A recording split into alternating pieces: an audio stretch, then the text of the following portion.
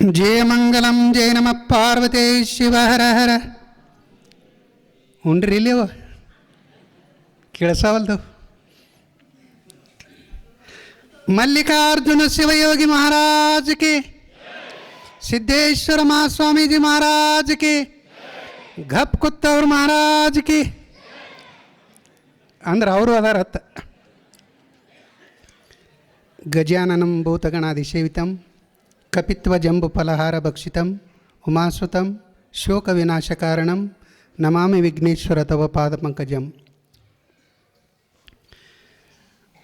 ಮಹಾಶಿವಯೋಗಿ ಮಲ್ಲಿಕಾರ್ಜುನ ಶಿವಯೋಗಿಗಳ ಪವಿತ್ರವಾಗಿರ್ತಕ್ಕಂಥ ಪಾದಾರವಿಂದಗಳಲ್ಲಿ ಭಕ್ತಿಯಿಂದ ನಮಸ್ಕರಿಸಿ, ದೇಶ ವಿದೇಶಗಳಲ್ಲಿ ಜ್ಞಾನದ ಸುದೆಯನ್ನೇ ಹರಿಸಿರ್ತಕ್ಕಂಥ ಜ್ಞಾನಯೋಗಿ ಬುದ್ಧಿಜಿಯವರ ಪವಿತ್ರ ಅಡಿದಾವರಗಳಲ್ಲಿ ಕೂಡ ಭಕ್ತಿಯಿಂದ ನಮಸ್ಕರಿಸಿ, ಈ ಎಲ್ಲ ಕಾರ್ಯಕ್ರಮಕ್ಕೆ ಕಾರಣೀಭೂತರಾಗಿರ್ತಕ್ಕಂಥ ಕಿರಿದಾದ ವಯಸ್ಸಿನಲ್ಲಿ ಹಿರಿದಾದ ಸಾಧನೆಯನ್ನು ಮಾಡಿರ್ತಕ್ಕಂಥ ಪರಮ ಪೂಜ್ಯರಾಗಿರ್ತಕ್ಕಂಥ ಡಾಕ್ಟರ್ ಅಮೃತಾನಂದ ಅವರ ಅಡಿದಾವರಗಳಲ್ಲಿ ಕೂಡ ನಮಸ್ಕರಿಸಿ, ವೇದಿಕೆ ಮೇಲೆ ಆಸೀನರಾಗಿರ್ತಕ್ಕಂಥ ಎಲ್ಲ ಸರ್ವ ಪೂಜ್ಯರ ಅಡಿದಾವರಗಳಲ್ಲಿ ಕೂಡ ನಮಸ್ಕರಿಸಿ, ತಮ್ಮೆಲ್ಲರಿಗೂ ಕೂಡ ಏನು ನಮಸ್ಕಾರಗಳನ್ನು ಹೇಳುತ್ತಾ ಇವತ್ತಿನ ಸುಮಂಗಲಮಯ ಕಾರ್ಯಕ್ರಮದಲ್ಲಿ ನಾವು ನೀವೆಲ್ಲರೂ ಪಾಲ್ಗೊಳ್ಳೋಣ. ಹಿಂದಿನ ಕಾಲದೊಳಗೆ ಸರಿಯಾಗಿ ಬಡೀರಿ, ಬಿ ಪಿ ಶುಗರ್ ಕಮ್ಮಿ ಆಗ್ತದ. ಇದೇನದಲ್ಲ, ಇದಕ್ಕೆ ಬಿ ಪಿ ಶುಗರ್ ಕಮ್ಮಿ ಆಗ್ತದ, ರಕ್ತ ಸರಿಯಾಗಿ ಚಲನ ಆಗ್ತದ, ಹಾರ್ಟ್ ಅಟ್ಯಾಕ್ ಕಮ್ಮಿ ಆಗ್ತಾವ. ಹಾರ್ಟ್ ಅಟ್ಯಾಕ್ ಯಾಕೆ ಆಗ್ತದ? ರಕ್ತ ಚಲನ ಸರಿಯಾಗಿ ಹಾಲರ್ಕ ಆಗ್ತದ. ಸ್ವಲ್ಪ ಸರಿಯಾಗಿ ಬಡೀರಿ, ಇಂಥ ಅವಕಾಶದಾಗರೆ ಬಡೀರಿ.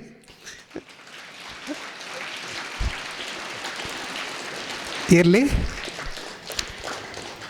ಇವತ್ತಿನ ವಿಷಯ ಏನು ಇಟ್ಕೊಂಡಾರ ಅಂತ ಕೇಳಿದ್ರೆ, ಹಳ್ಳಿಯೊಳಗೆ ಸ್ವಾವಲಂಬಿ ಆಗಿರಬೇಕು, ಪರಾವಲಂಬಿ ಆಗಿರಬಾರ್ದು. ಇನ್ನೊಬ್ಬರ ಮೇಲೆ ನಾವು ಬದುಕಬಾರದು. ಇನ್ನೊಬ್ಬರ ಮೇಲೆ ಅವಲಂಬಿತವಾಗಿ ನಾವು ಬದುಕಬಾರದು. ನಾವು ಹಿಂದಿನ ಕಾಲದೊಳಗೆ ಒಕ್ಕಲ್ತನ ಮಾಡ್ತಿದ್ದೆವು. ಒಕ್ಕಲ್ತನ ಮಾಡಬೇಕಾದ್ರೆ ಸ್ವತಃ ಬಿತ್ತಿ ಬೆಳೆದು ನಾವು ಮಾಡಿರ್ತಕ್ಕಂಥ ಬೆಳೆಯನ್ನು ನಾವು ಕಷ್ಟಪಟ್ಟು ತೆಗೆದು ನಾವು ಊಟ ಮಾಡ್ತಿದ್ದೆವು. ಅದಕ್ಕೆ ಹೇಳ್ತಾರೆ, ಕೋಟಿ ವಿದ್ಯೆಕ್ಕಿಂತ ಮೇಟಿ ವಿದ್ಯೆ ಮೇಲತ್ತ. ಈಗೆಲ್ಲ ವಿದ್ಯೆಗಳು ಏನದಾವಲ್ಲ, ಯುವಕರಿಗೆ ಎಲ್ಲಕ್ಕಿಂತ ಮೇಲೆ ಯಾವುದಂತ ಕೇಳಿದ್ರೆ ಮೇಟಿ ವಿದ್ಯೆ ಅಂದ್ರೆ ಒಕ್ಕಲ್ತನ ವಿದ್ಯೆ. ಯಾಕಂತ ಕೇಳಿದ್ರೆ, ಆಗಿನ ಕಾಲಕ್ಕೆ ಹಿಂಗೇನು ಜೋಳ ಬಿತ್ತಿದ್ರು ಶೀತನಾಗಿತ್ತು. ಒಬ್ಬ ರೈತ ನಸಿಕಿನೊಳಗೆ 4ಕ್ಕೆ ಶೀತನಿ ಸುಟ್ಟಿದ್ದ, 5 ಗಂಟೆಗೆ ಶೀತನಿ ತಿಂದಿದ್ದ. ಹೀಗೆ ತಂಡಿ ದಿನ ಮೈ ಮೇಲಿನ ಅಂಗಿ ಚಾಟಿ ಒಂದೇ ಇತ್ತು, ತೆಳಗೆ ಅವ್ರು ದೋತ್ರ ಹುಟ್ಟಿದ್ರು, ಮೇಲಿನ ತುಂಬ ತೊಳಿನ ಅಂಗಿನೂ ಇಲ್ಲ, ತಂಡಿ ಅಂಗಿನೂ ಇಲ್ಲ.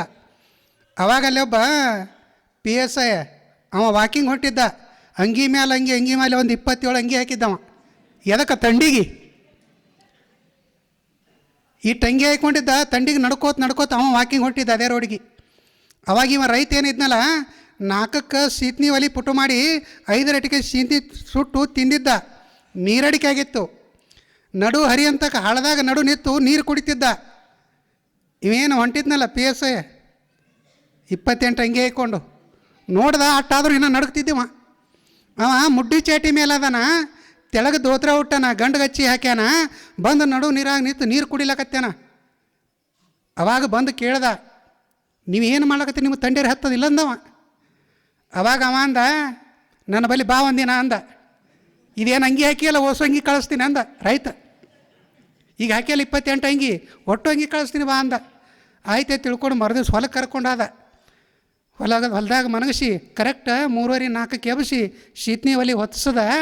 5 ರಟಿಗೆ ಮನಗಂಡು ಶೀತನಿ ತಿಂದ. ಶೀತನಿ ತಿನ್ಕೋತ ಒಂದೊಂದು ಅಂಗಿ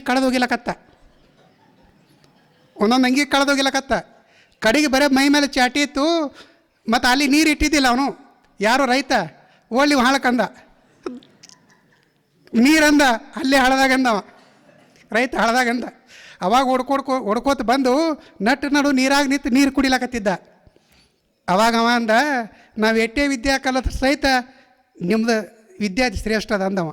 ಅದಕ್ಕೆ ನಾವೆಲ್ಲ ಹೆಂಗಿರ್ಬೇಕಂದ ಸ್ವಾವಲಂಬಿಯಾಗಿ ಬದುಕಬೇಕು. ಇನ್ನೊಂದು, ಕಣ್ಣೀರಿ ಅಪ್ಪಗಳು ಸಹಿತ ಮೇಲಿಂದ ಮೇಲೆ ಕಾರ್ಯಕ್ರಮದೊಳಗೆ ಹೇಳ್ತಿರ್ತಾರೆ. ಈಗ ನಾವೆಲ್ಲ ವಿಷಪೂರಿತ ಆಹಾರಗಳನ್ನೇ ಬೆಳೀಲಕತ್ತೀವಿ. ಎಲ್ಲ ಪದಾರ್ಥಗಳು ವಿಷ ಉಣಿಸೇ ನಾವು ಬೆಳಿಲಕತ್ತೀವಿ. ಅದಕ್ಕೆ ನಮಗೆ ಊಟ ಮಾಡೋದಕ್ಕೆ, ನಮ್ಮ ಆರೋಗ್ಯವಂತರಾಗಿ ನಾವು ಇರೋದಕ್ಕೆ ಒಂದಿಷ್ಟು ವಿಷ ಬೆರೆಸಲಾರ್ದೇ, ಒಂದಿಷ್ಟು ಸರ್ಕಾರಿ ಗೊಬ್ಬರಗಳನ್ನು ಬಳಸಲಾರ್ದೇ. ಯಾಕಂತ ಕೇಳಿದ್ರೆ ನಾವು ಸರ್ಕಾರಿ ಗೊಬ್ಬರ ಬಳಸಿ ಅದನ್ನೇ ನಾವು ಉಂಡು ಆ ರೊಕ್ಕ ಗಳಿಸಿ ಎಲ್ಲಿ ಹಾಕ್ಲಾಕತ್ತೀವಿ ನಾವು? ದವಾಖಾನೆಗಳು ಎಷ್ಟು ಹೆಚ್ಚಾಗ್ಯಾವ ರೀ? ಊರಾಗ ದವಾಖಾನೆಗಳು ಎಷ್ಟವ? ಮನುಷ್ಯರ ದವಾಖಾನೆಗಳು ಎಷ್ಟವ ರೀ? ದವಾಖಾನೆ 4-8 ಹಳ್ಳಿ ಕೂಡಿ ಒಂದದ, ಮನುಷ್ಯರ ದವಾಖಾನೆ ಊರು ತುಂಬ ಅವೇವ. ಯಾಕೆ ಹಿಂಗಾಲಕತ್ತದ? ನಾವು ಇಂಥ ವಿಷ ಮಿಶ್ರಣ ಆಹಾರಗಳನ್ನು ಬಿಟ್ಟು ಒಳ್ಳೆಯ ಆಹಾರಗಳನ್ನು ಬೆಳಿಲಕ್ಕೆ ತಯಾರಿಲ್ಲ. ಆಗಿನ ಕಾಲದ ಜನ 100 ವರ್ಷ, 110 ವರ್ಷ, 120 ವರ್ಷ ಬದುಕಿದ್ರು. ನಾವೀಗ ಎಷ್ಟು ವರ್ಷ ಬಾಳಕತ್ತೀವಿ? ಭಾಳಾದ್ರೆ 50-60ಕ್ಕೆ ಮುಗಿತು ನಮ್ಮದು ಚಿಟ್ಟಲಿಗೆ ತಯಾರಿ. ಚಡ್ನಂಗೆ ಬುಕ್ನಂಗೆ ಜಡ್ನಂಗೆ. ಯಾಕೆ? ನಾವು ಉಣತಕ್ಕಂಥ ಆಹಾರ ವಿಷನೇ ಉಳ್ಳಾಕತ್ತೀವಿ ನಾವು. ಈಗೆಲ್ಲ ನೋಡ್ರಿ, ದ್ರಾಕ್ಷಿ ಬೆಳಿತೀವಿ, ಪ್ರತಿಯೊಂದು ದಾಳಿಂಬರಿ ಬೆಳಿತೀವಿ. ಈಗ ನಾವು ಕಾಯಿಪಲ್ಯ, ಕೊತ್ತಂಬರಿ, ಕರಿಬೇವು ಸಹಿತ ಮೊದಲು ಮಾಡಿ ಅವಕ್ಕೆಲ್ಲ ದೌಡು ಬರ್ಬೇಕು ಅವು ಬಾಜಾರ್ಕ. ಅದಕ್ಕೆ ವೀರ್ಯ ಚೆಲ್ಲಿ ಅದು ಏನಾಗಕತ್ತದ? ಆಹಾರ ನಾವು ಉಳ್ಳಾಕತ್ತೀವಿ. ಅದಕ್ಕೆ ಎಷ್ಟು ಆವಿಷ್ಯ ಇರ್ತದೆ ಅದು ಆವಿಷ್ಯ ನಮಗೆ ಕಡಿಮೆ ಮಾಡ್ಲಾಕತ್ತದ. ಆಗಿನ ಕಾಲಕ್ಕೆ ಜವಾರಿ ಜೋಳ, ಜವಾರಿ ಸಜ್ಜಿ ಅಂತ ಇರ್ತಿದ್ದು. ನಮ್ಮ ಎತ್ತಗೈ ಮಠದ ಮೇಲೆ ಇರ್ತಿದ್ದು. ಅವ್ರನ್ನ ಊಟ ಮಾಡಿ ಅವರು ಜವಾರಿ ಆಗಿನ ಕಾಲಕ್ಕೆ ಅಷ್ಟು ಅವರು ಬಾಳದರು. ನಾವೆಲ್ಲ ಈಗ ನೋಡ್ರಿ, ಜವಾರಿ ಚಜ್ಜಿ ಅನ್ನೋದು ಗೊತ್ತಿಲ್ಲ, ಜವಾರಿ ಜ್ವಾಳ ಅನ್ನೋದು ಗೊತ್ತಿಲ್ಲ. ಈಗೆಲ್ಲ ಹಬ್ರೇಟ, ಎಲ್ಲ ಪಾಕಿಟ. ಆಗಿಂದಾಗ ತಯಾರಾಗೋದು ಆಗಿಂದಾಗ ಅಷ್ಟೇ ಅಲ್ಲ. ಇನ್ನೊಂದು ಮಾತು ಹೇಳ್ತೀನಿ, ನಮ್ಮ ಹಳ್ಳಿಯಾಗ ಸಹಿತ ಹಾಲಿನ ಡೈರಿಗಳು ಬರ್ಲಕತ್ತೇವ. ಕನಿಷ್ಠ ನಾವು ಹಳ್ಳಿಯವರು, ಹಳ್ಳಿಯಾಗ ನಾವು ಹುಟ್ಟಿದವರು, ನಮ್ಮ ಮನೆ ಪೂರ್ತಿಕರ ಒಂದು ನಾವು ಆಕಳ ಕಟ್ಟಿ ನಾವು ಚಲೋ ಜವಾರಿ ಆಕಳ ಹಾಲು ಹಾಕ್ಕೊಂಡು ಬರೋದು. ಈಗ ನಮ್ಗೆ ಏನಾಗತ್ತದ? ಆ ಪ್ಯಾಕೆಟ್ ಹಾಲು ತರೋದು ಅವು ಈ ಕುಸ್ಗಳಿಗೆ ಕುಡಿದ್ರಿ, ಮುಂದೆ ಅವು ಇದು ಕುಡಿದು ದಾರದ ಪ್ಯಾಕೆಟ್ ಹಿಡಿಲಕತ್ತೇವೆ. ಯಾಕೆ? ರೂಢಿ ಬಿದ್ದು ಬಿಟ್ರದ. ನಾವು ಒಂದು ಮನೆಗೆ ಹೋಗಿನಿ, ಅದು ಹುಡುಗ ಹಳ್ಳಾಕತ್ತು. ಅವಾಗ ಅವ್ರ ಅಪ್ಪ ಅಂದ, ಒಂದು ಪ್ಯಾಕೆಟ್ ಹಾಲನ್ನು ಕೊಡು ಒಂದು ಹೆಂಡ್ತಿಗೆ. ನಾ ಏನು ಕೊಡ್ತಾರೆ ನೋಡ್ತೀನಿ, ಅದು ಪ್ಯಾಕೆಟ್ ಹಾಲು ಡೇರಿ ಅಂದು ಅದೇ ತಂದು ಕೊಟ್ಟು ಅದೇ ಕುಡಿಲಕತ್ತದು. ಅಂದ್ರೆ ಇದು ಸಂಸ್ಕಾರ. ಅದಕ್ಕೆ ಜವಾರಿ ಆಕಳ ಕಟ್ಟದೇವಂದ್ರೆ, ಜವಾರಿ ಆಕಳ ಹಾಲು ನಾವು ಉಂಡೇವಂದ್ರೆ ಆರೋಗ್ಯವಂತರಾಗಿರ್ತೀವಿ. ಈಗ ನಾವೆಲ್ಲ ಗಳಿಸೋದು ಎದಕ್ಕೆ? ಏನು ಸತ್ತ ಮೇಲೆ ಯಾರು ತೊಗೊಂಡು ಹೋಗ್ಯಾರ? ಯಾರು ಒಯ್ದಾರ? ಹಿಂದಿನ ಹಿಡಿದು ಇಲ್ತಾಕ ಯಾರೂ ಒಯ್ದಿಲ್ಲ. ಅದಕ್ಕೆ ಇದ್ದಷ್ಟೇನು ದೇವ್ರ ಆವಿಷ್ಯ ಕೊಟ್ಟಾನಲ್ಲ, ಒಳ್ಳೆಯ ಆಹಾರಗಳನ್ನು ನಾವು ಊಟ ಮಾಡಿದೆವಂದ್ರೆ ಒಳ್ಳೆಯ ಆರೋಗ್ಯ ನಮ್ದು ಇರ್ತದೆ. ಅದನ್ನು ನಾವು ಅದಕ್ಕೆ ಹೇಳ್ತಾರೆ, ಯಾರೇ ಗುರುಗಳು ಆಶೀರ್ವಾದ ಮಾಡ್ಬೇಕಾಗಿತ್ತಂದ್ರೆ ಆವಿಷ್ಯ, ಆರೋಗ್ಯ, ಹಿಂದುಗಳ ಸಂಪತ್ತು ನಿಮಗೆ ಕೊಡ್ರಿ ಅಂತಾರೆ ಅವರು. ದೇವ್ರ ಮೊದಲ ಆವಿಷ್ಯ ಕೊಡು, ಆರೋಗ್ಯ ಕೊಡು, ಆ ನಂತರ ಮೇಲೆ ಸಂಪತ್ತು ಕೊಡು ಅಂತಾರೆ. ಹಿಂಗೆ ಆಶೀರ್ವಾದ ಮಾಡ್ತಾರೆ ಗುರುಗಳು. ಯಾಕಂತ ಕೇಳಿದ್ರೆ ಎಲ್ಲದಕ್ಕಿಂತ ಮುಖ್ಯ ಆವಿಷ್ಯ. ನಾವು ಚಂದ ಬದುಕಬೇಕು.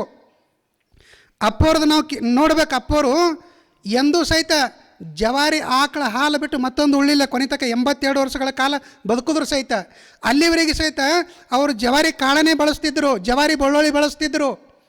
ಮತ್ತು ನಮ್ಮ ಬಳಿ ರೈತರು ನಾವು ಎಷ್ಟೋ ಮಂದಿ ಇದೀವಿ, ಬೆಲ್ಲ ಮಾಡ್ತೀವಿ, ಅದಕ್ಕೆ ಯಾವುದೇ ಪುಡಿ ಹಾಕಿ ಅದನ್ನು ಬಣ್ಣ ತಂದು ಅದು ನಮ್ಮನ್ನು ಏನು ಮಾಡ್ತದೆ ಗೊತ್ತಿಲ್ಲ, ಒಟ್ಟು ಬೆಳ್ಳಗೆ ಮಾಡಿ ಹಿಡಿದು ಅದನ್ನು. ಅಪ್ಪವ್ರ ಬಳಿ ಬೆಲ್ಲ ಬಳಸ್ತಿದ್ರು.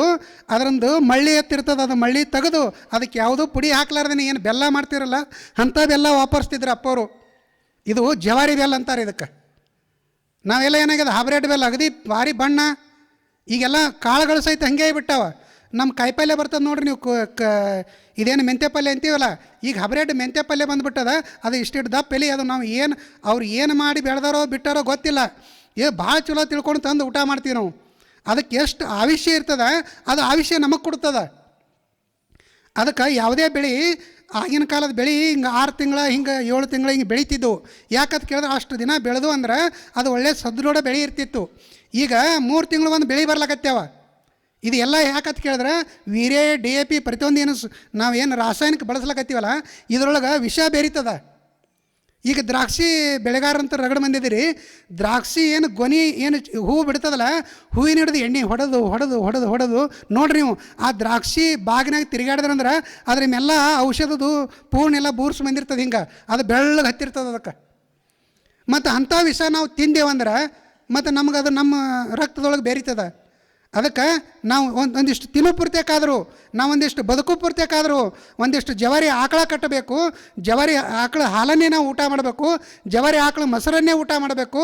ಪ್ರತಿಯೊಂದು ಜವಾರಿದು ಜೋಳ ಕಾಳ ಗೋಧಿ ಮೊದಲು ಮಾಡಿ ಒಂದಿಷ್ಟು ಬೀರೆ DAP ಬಳಸಲಾರ್ದೇ ಅಂಥದ್ದು ನಾವು ಊಟ ಮಾಡಿದೆವಂದ್ರೆ ಇದಕ್ಕೆ ಸ್ವಾವಲಂಬಿ ಅಂದ್ರೆ ಇನ್ನೊಬ್ಬರ ಮೇಲೆ. ಈಗ ನಾವು ಹತ್ತಿ ಸಹಿತ ನಾವೇ ಬೆಳಿತೀವಿ, ಆದ್ರೆ ಅದನ್ನು ಮತ್ತೊಂದು ಕಡೆ ಕೊಟ್ಟು, ಆದರೆ ಇದನ್ನೆಲ್ಲ ಬೆಳೆದವ್ರು ಯಾರು ರೀ? ರೈತರು. ಪ್ರತಿಯೊಂದೂ ಸಹಿತ ಈಗ ಒಂದು 100 ರೂಪಾಯಿ ಒಂದು ಕಿಲೋಕ್ಕೆ ನಮ್ಮ ಕಡೆದು ತೊಗರಿ ತೊಗೋತಾರೆ, 200 ರೂಪಾಯಿ ಕೊಟ್ಟು ಅಲ್ಲಿ ನಾವು ಬ್ಯಾಳಿ ತೊಗೋತೀವಿ. ಇದು ನಾವೇ ಮನೆಯೊಳಗೆ ತೊಗರಿ ಬೆಳೆದು ಒಳ್ಳೆಯ ತೊಗರಿ ಬ್ಯಾಳಿ ನಾವೇ ಮಾಡ್ಕೊಂಡೇವಂದ್ರೆ ಅದು 100 ರೂಪಾಯಿದಾಗೆ ನಮಗೆ 1 ಕಿಲೋ ಬ್ಯಾಳಿ ತಯಾರಾಗ್ತದೆ. ಇಲ್ಲಿ ಒಂದು 100 ರೂಪಾಯಿದಾಗೆ ಕಡ್ಲಿ ಈಗ ನಮ್ಮದು ತೊಗೋತಾರೆ, 200 ಕೊಟ್ಟು ಹಿಂದ್ಗಡೆ ಕಡ್ಲಿ ಬೇಡಿ ನಾವು ಅಂಗಡಿಯಾಗ ತೊಗೊಳಕೋತೀವಿ. ಇದನ್ನು ಸಹಿತ ನಾವು ಮನೆಯೊಳಗೆ ಬ್ಯಾಳಿ ಮಾಡಿದ್ರೆ ಅದೇ 100 ರೂಪಾಯಿದಾಗ 1 ಕಿಲೋ ಬ್ಯಾಳಿ ನಮ್ಮ ಮನೆಯೊಳಗೆ ತಯಾರಾಗ್ತದೆ. ಇದು ಹಿಂಗೆ ನಾವೆಲ್ಲ ಸ್ವಾವಲಂಬಿಯಾಗಿ ಬದುಕ್ತೀವಿ ಅಂದ್ರೆ ಅಷ್ಟೇ ಅಲ್ಲ, ಭಾಳ ಮಂದಿ ನಾವು ಎಕರೆಗಟ್ಟಲೆ ಕಾಯಿಪಲ್ಯ ಮಾಡ್ತೀವಿ. ಒಂದು ಬದನೆಕಾಯಿ ಅನ್ರಿ, ಮೆಣಸಿನ ಗಿಡ ಅನ್ರಿ, ಪ್ರತಿಯೊಂದು ಏನೇ ಬೆಳೆ ಮಾಡಿದ್ರೆ ಸಹಿತ ಒಯ್ದು ನಾವು ಅಲ್ಲಿ 50 ರೂಪಾಯಿ ಕಿಲೋ ನಾವು ಕೊಟ್ಟು ಬರ್ತೀವಿ ಹಿಂಗೆ ಗುತ್ತಿಗೆ ಮೇಲೆ. ಆದ್ರೆ ಅದನ್ನು 100 ರೂಪಾಯಿ ಕಿಲೋ, 60 ರೂಪಾಯಿ 70 ರೂಪಾಯಿ ಅವ್ರು ಮಾರ್ಕೋತಾರೆ. ಇದನ್ನು ನಾವೇ ನಂಬಲ್ಲಿ ತಯಾರು ಮಾಡಿ ಒಳ್ಳೆಯ ಆಹಾರಗಳನ್ನು ತಯಾರು ಮಾಡಿ ಇವತ್ತು ಕಣ್ಣೇರಿ ಒಳಗೆ ಯಾರು ಇಲ್ಲೆಲ್ಲ ವಿಷವನ್ನು ಬಳಸಲಾರ್ದೇ ಏನು ಆಹಾರ ತಯಾರು ಮಾಡ್ತಾರಲ್ಲ ಅಂಥ ಆಹಾರಗಳನ್ನು ಅಲ್ಲಿ ಕಣ್ಣೇರಿ ಮಠದೊಳಗೆ ಬೇರೆ ಬೇರೆದವರು ಬಂದು ಕೊಂಡ್ಕೊಂಡು ಹೋಗ್ತಾರೆ. ಈ ಏನು ರಾಸಾಯನಿಕ ಹಾಕಿ ಬೆಳೆಸಿರ್ತಾರಲ್ಲ ಅದಕ್ಕಿಂತ ತುಟ್ಟಿ ಕೊಂಡ್ಕೋತಾರೆ. ಯಾಕೆ ಕೊಂಡ್ಕೋತಾರೆ ಅಂತ ಕೇಳಿದ್ರೆ ನಾವೆಲ್ಲ ಆರೋಗ್ಯವಂತರಾಗಿರಬೇಕು, ಆರೋಗ್ಯದಿಂದ ನಾವೆಲ್ಲ ರೋಗದಿಂದ ಮುಕ್ತರಾಗಬೇಕು ಅನ್ನತಕ್ಕಂಥ ದೃಷ್ಟಿಯಿಂದ. ಅಷ್ಟೇ ಅಲ್ಲ, ಈಗ ಹೆಂಗೆ ದನಗಳು ಸಹಿತ ಅವಕ್ಕೆ ಎಷ್ಟು ಉಣ್ಬೇಕು ಎಷ್ಟು ತಿನ್ಬೇಕು ಅನ್ನೋದು ಗೊತ್ತದ, ನಮಗೆ ಹಾಗಿಲ್ಲ. ನಮ್ಮ ದವಾಖಾನೆ ಯಾಕೆ ಹೆಚ್ಚಾಗ್ಯಾವಂದ್ರೆ ಉಣು ಸಹಿತ ನಮಗೆ ಗೊತ್ತಿಲ್ಲ, ಯಾವುದು ತಿನ್ನಬೇಕು ಗೊತ್ತಿಲ್ಲ.